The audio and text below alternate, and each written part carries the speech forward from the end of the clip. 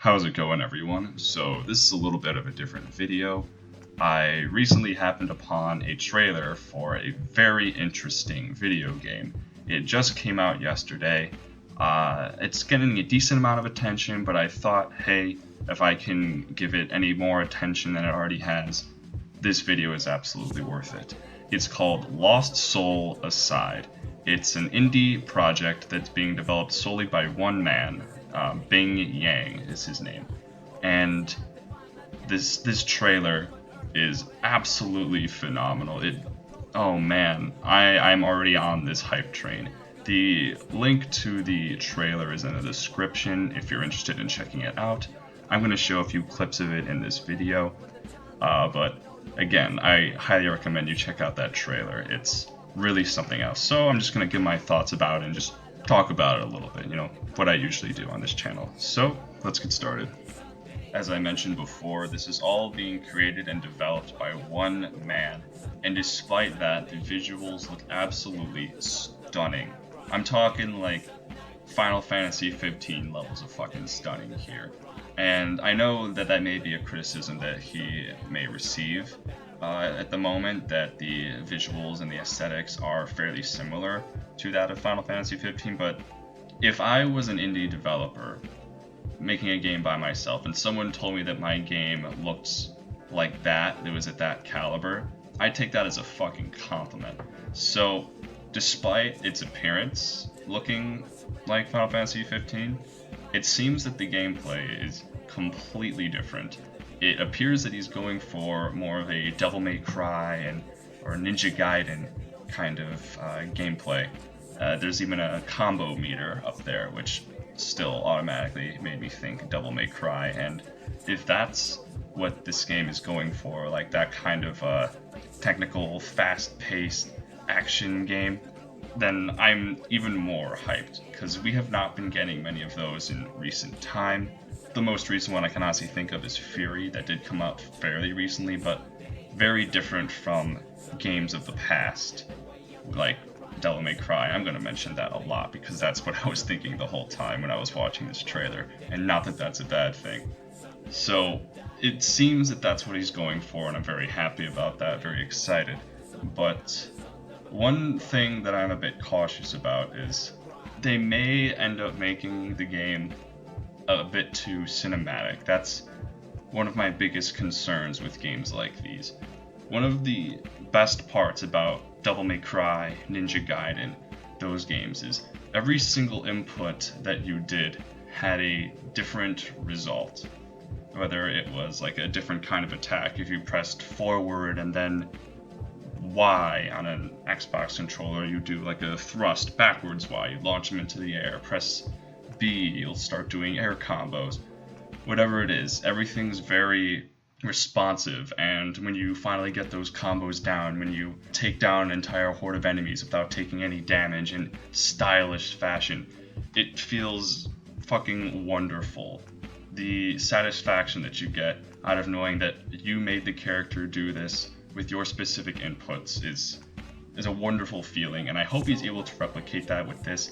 It seems like that's the direction he's trying to take, but again, we have a trailer. This is not the full game. It is still very much a work in progress. So in order not to talk too much about the visuals and gameplay, I'd like to go into the other aspects as well. So from what it looks like we've gotten from the trailer, this game will have an open world, and it looks fucking amazing. I'm sorry, I went back to it. I'm sorry, but just those colors, the fucking animations and everything, it looks so goddamn good. Okay, I'm done talking about that, alright? So it looks like it's going to be in an open world environment, and we're getting a lot of different variety to these open worlds as it looks, along with different ways to interact with said open worlds. We've seen a few clips of the main character flying along, and there was also one quick one where it looked like he took out a crystal and like crushed it or something, and then the environment, far away from him changed. It didn't change like drastically. It looked like there were just more mountains or something like that, but that was a really interesting thing that I saw. Like, I wonder how that works into the gameplay and the exploration and everything. Does the crystal has some sort of ability to bring back lost parts, you know, from a different time, like kind of go back in time in separate areas? I have no idea, but I'd just like to talk a little bit about some negatives that I've seen, just get that negative shit out of the way. The voice acting that they showed in this trailer was not the highest of caliber, I'd say. Better this time. Well, it's time to resume our journey. Must we point our swords to each other? You have your reason. I don't know, it may be Bing Yang himself that's doing the voice acting or something, and he just needed to do it quickly. I don't know if he got professional voice actors at all, but that was definitely a negative. Maybe they could fix that by the time it's released. Don't really know. And it seemed like the story wasn't anything too crazy.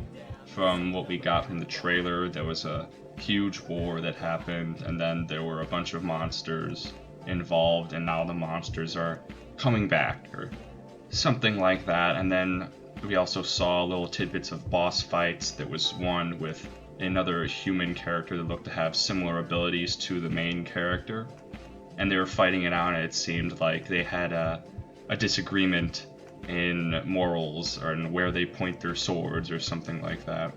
So I don't think we'll be getting a super deep story out of this game, but I can't really say I give much of a fuck. Like, I'll be honest. Because the way I see it, there's kind of two kinds of games. There's games that focus on their gameplay, games that focus on their story. And the ones that do a great job in that specific field are great games. You know, great games with great gameplay, of course, like I mentioned, being Devil May Cry, things like that. Great stories, Undertale, The Witcher. Witcher has good gameplay though, but stuff like that. And the ones that have both we call masterpieces. That's pretty much what it is.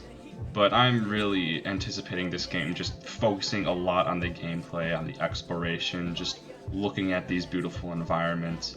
And I'm totally okay with that. Not every game needs to be a blockbuster hit. So, brief recap.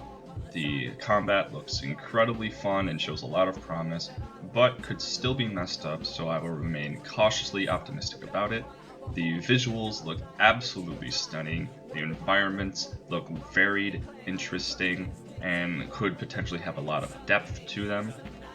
The story doesn't really impress me too much, not that it really needs to. The voice acting did not sound very good, and overall, I'm excited to see where this goes. As of right now, I don't think there are any Kickstarter or Indiegogo projects for this game. I think the guy is just doing it all by himself at this point. But in the event that one does get opened up, I know that I'll be pledging, and I will put a comment down below updating you guys and giving the link to that, because I believe this is worth your attention and your time. So, that's it, everyone. Please check out the trailer. It was a great watch, if nothing else. And I'll see you later.